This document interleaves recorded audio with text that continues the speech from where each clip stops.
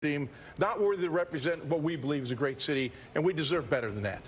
To put that, I thought you mentioned last week against Arizona was rock bottom. I thought it was.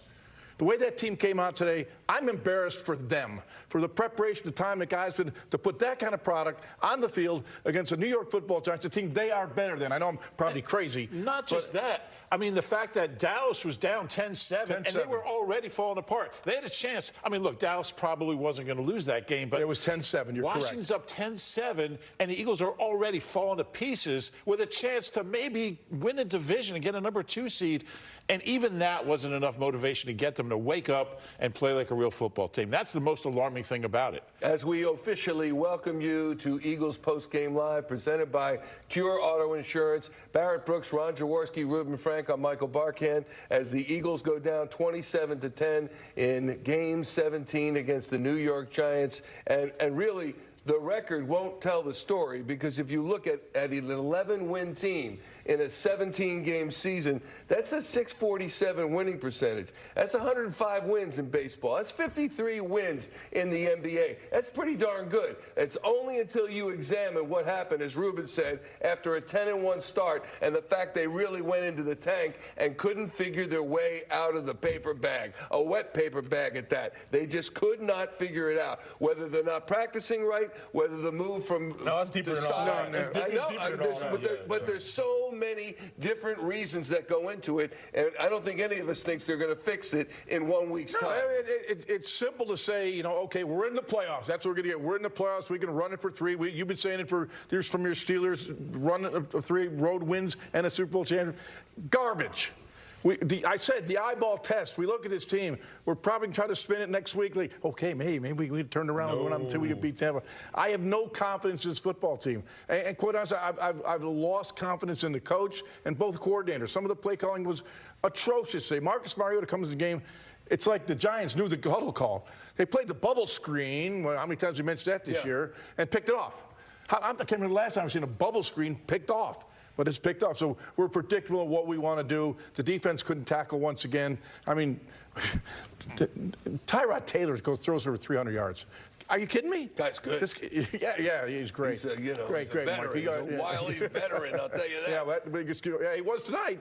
Seems everyone, you want to get healthy, play the Eagles defense. Well, I mean, the most damning thing about this whole thing is it's not necessarily the play. I'm not even talking about the play calling. I'm not talking about, what the coaches are saying. It's more so the effort that I saw on the field. That's the worst thing about it. The lack of effort, the lack of wanting to be great, the lack of going out there and trying to oppose your will on somebody, the lack of, letting this guy in front of you whoop your tail. The guys, the Giants wanted it more. That's the worst thing about it. I think the worst thing to me is that it's not, I mean, you guys are both right, but it's not any one thing. That's going to make it so much harder to fix. Yeah, it's coaching. Yeah, it's the roster. Yeah, it's personnel. Yeah, it's the schemes. Yeah, it's the effort. All those things are true, but it's everything. Yeah. Like, how do you fix all that stuff? Yeah. Well, certainly don't do it in 6-7 days. Well, then let's reverse design it, if you will. And as they say, what made them win all those games to a 10-1 mark? They didn't play, paper champions. They were playing good football. They weren't playing great football. They masked the performance because they were winning. We all found a way to say good things because they were winning. Oh, they're tough, they're gritty, they know how to win with the game in line. But eventually that catches up to you. This is the National Football League. These other coaches, these other players are highly paid as well. They make you play to your weakness. And if you've got weaknesses, eventually they get exposed. And that's what has happened with this football team. As time has gone on, their weaknesses have been exposed, both defensively, especially in the last week. But today, even offensively, we couldn't be a drop today. I mean, it was awful from the offensive and defensive perspective. Mm-hmm. If you can't be a drop, you're big trouble. Let's go to Season Off the Rails, presented by Discover Lancaster Tourism, and it started with a 10-1 record. That was good. Yeah. And then they lost 5 of their last 6 games. So good. Not only did they lose 5 of their last 6 games, but they lost 5 of their last 6 by an average score of 29.8 to 20.5. So you're getting beat by an average 10 points and there were a couple of 35-point games or 30-point games that they put in those 6 games. Well, they weren't competitive. I mean, at all. Whatever the numbers Giants say, game, they won. when the Cardinals game was close. Well, it was close. They had a 17-point lead. Yeah. So they weren't competitive. They need more than that. You give them an 18-point lead, no one beats that team. They would have. They finished with a plus 5-point differential on the season, plus 5. One more touchdown, they would have been outscored for the year. Finished with the number 5 seed and will face the number 4 seed, the Tampa Bay Buccaneers, at Tampa in the wild card round next week. We do not know yet what the start time or the day of that game as yet. Normally, go ahead. I say, Michael, when you're on that 10-1 start, and I bring that stat in every week to our meeting, I assure you, you turn the football over this league, you're going to lose. We were dodging the bullets early. We were turning the football over at a high pace. We were negative in turnovers, yet we were finding a way to win. Well, look at what happened down the stretch. We started losing. The turnovers continued. This game has a great way of evening out as things go on, and you pay the price for making mistakes. Again, 4 turnovers again today. We're turning the football over at an alarming pace, and you can't beat anyone being negative in turnovers. +1 or better, you win 75% of the time. -1 or worse, you lose 75% of the time. We're on that minus track right now. And they've won 20 in a row when they've been +1 or better. Which is, if you want to look at one thing, that's an important stat. 20 in a row. The Jets game, they turned it over 4 times. Seattle was 3 times. Today was 4 times. You're not going to beat anybody doing that. I want to settle something with you, Ruben. I want you to explain it to me because you obviously disagree every time I say Hassan Reddick is dropping in coverage. Hang on. Josh Sweat is dropping in coverage. I know you think it's no big deal, but because they don't do it, and by the way, as you know, Hassan Reddick is a 10-sack guy, so he's a pass rusher. They're dropping him back, and he doesn't know what to do when they do drop him back. First of all, I mean, teams have been running zone blitz concepts for 30 years. Buddy Ryan used to drop Clyde Simmons back and Reggie in coverage and blitz somebody. That's about the 100th biggest issue on this team right now is how many times Hassan Reddick is dropping back. I don't know how many times. But I wonder what it means in the mind of Hassan Reddick. He's a sack master. That's what he wants. I'm not saying I like it. I'm just saying I think it's about 100th in the list of issues. I don't, because they're getting big plays that, in today's case, added up to touchdown scoring drives for the Giants and last week for the Cardinals. Look, let's be honest. Reddick he's made the Pro Bowl. He hasn't been as good as last year.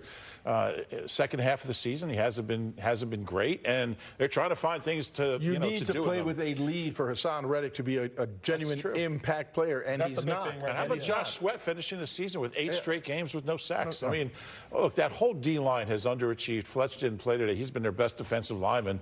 That whole group has underachieved. BG's played well for a guy's 35 limited snaps, but you look at, and that's why I say that, because when I look at the D-line, to me, stuff like Jordan Davis being completely invisible the second half of the season. Jalen Carter took a step backwards the last couple months.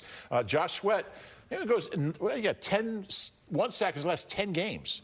This guy was an 11-sack guy last year. So you just go through each one. Nolan Smith not making the impact we thought. So a handful of plays that Hassan Reddick's dropping back. I'm not going to get too worked up about it because it's not even on the radar in the issues with this team. Second thing, tell me if this is on the radar, the switch from Sean Desai to Matt Patricia. Of course, and he's using different terminology according to Hassan Reddick. It's got to be an issue. Well, it is an issue because, number one, these guys don't know what to do. I mean, they're back there. I watched them. I watched this Giants offense pick us apart. Just like you said, guys dropping back everything. They brought a blitz. They brought the safety in. The first blitz they ran, they brought the safety down, and they blitzed them. And where does the ball go? They ran a slant right up the middle of the field for a long play to their receivers. That's a problem that I see. The guys just don't know. If you bring somebody, you got to replace that person. A lot of times we totally lose where our coverage is, and when they're out on the field, I mean, I'm looking like, why is this guy running wide open for big chunk yardage? That's a lack of understanding of where you need to be and how you need to go about running the defense. They just don't know. And, it's hard to get max effort when you're not doing that. And that's, like I said, one of the biggest things to me is the lack of effort while they're out there. You can hide some of the other stuff, but you can't hide lack of effort. I see guys, once the ball passes them, they're jogging down the field. You don't jog, you run. I mean, these guys are jogging around. It's too much. It's too much laissez-faire attitudes out there. They just don't care. They don't give a damn. And I think perfectly put. And Ruben, you're at practices as much as you can see. Are they going all out? Do you like what you see? Look, you watch practice, you can't tell that this is a team that's fallen to pieces. I mean, the practices are fine. We're only out there for, for small portions of it. I don't think that's the problem. I think it goes a lot deeper than that. I don't think it's any. I agree 100%. Something is wrong. He's there all the time. We all have people that we know and we speak to. There's something wrong. I don't know what it is, but when you get to the point of, and I've said this on the pregame show, when you start getting to let's call meetings, let's have a private meeting, players only Which meeting, they did. Which they did. And I'm a believer in this. You go into that meeting with one problem, you come out with 10. Because everyone, the one problem that we want to discuss, that was talked about. Then everyone said, hey, we got a meeting. Hey, I don't like the way Barrett's blocking right now. Well, he broke curfew last week. No, did you? You're talking players only. Players only. This is the stuff that starts coming out, and what you think is, let's calm things down. It's desperation. It's desperation. And then with the one problem becomes 10. And then you get a performance like What this. we talk about is the lack of belief in the players themselves, the lack of belief that they know they can come out there and change that, the lack of belief that they believe in the system, they believe in the coaches, they believe in the guy sitting next to them. I don't see that belief. There's not one guy in that locker room that thinks they're going to beat the Bucks. Right. Let's be honest. No. Did the lack of belief exist in the 10-1 run? Is that possible that they could have amassed that kind of a win-loss record? I think they felt that way then? The 49ers and Cowboys losses kind of cut their heart out. Yeah, dude. I think they realized we're just not in those teams' class, and they just they're just pretty fell much apart. embarrassed in those They games. laughed. Talent-wise, didn't match up. They laughed at us. I mean, look the way they left the field. They never Both those recovered teams from those laughed at games. us. That was 42-19 against the Niners, 33-13 against Dallas. Let me throw something out there. This is crazy, but they have no chance to beat the Bucks with Matt Patricia running defense. Do you agree? Yes, absolutely, yes. They'll have a chance. Why not put Sean Desai back in charge? It wasn't as bad as this. At least you'd have a chance. There is no way they will admit they made a mistake. Well, it's obvious they made a mistake. But I know they won't do it. I would do it because that's your only chance. And guess what? If you really think that, I'm with Ruben because it was so outrageous what they did in the first place. Why can't they then admit, okay, screwed up, it's not seriously working. We're still in the playoffs. Let's go back to Sean Desai. It can't work. I don't know what you're drinking during watching the game, but that ain't happening. I know it's good stuff. That ain't happening. There's no way this organization, Nick Sirianni, can admit, oh, sorry, we want a mulligan. We're going to go back and change things up. What about Howie and Jeff? Forget about Nick Sirianni. What if Howie and Jeffrey, wink, wink, said, you know what, Nick, I think we ought to put Sean back in there where he was in the first. They're the ones that made the decision to take him out in the first place. I mean, come on now. I don't believe that the coach said, hey, look, I need to put, take, Desai out and put Matt Patricia. And I don't think that was his call. He's just not going to do that. That was his guy. I liked the decision when they made it. Full disclosure, I did. I thought things were so bad. You're flip-flopping. Okay. I didn't. No, I'm changing my mind. And He's flip-flopping. I was wrong. But here's at least you admit he's wrong. Here's the bigger question. Would it help?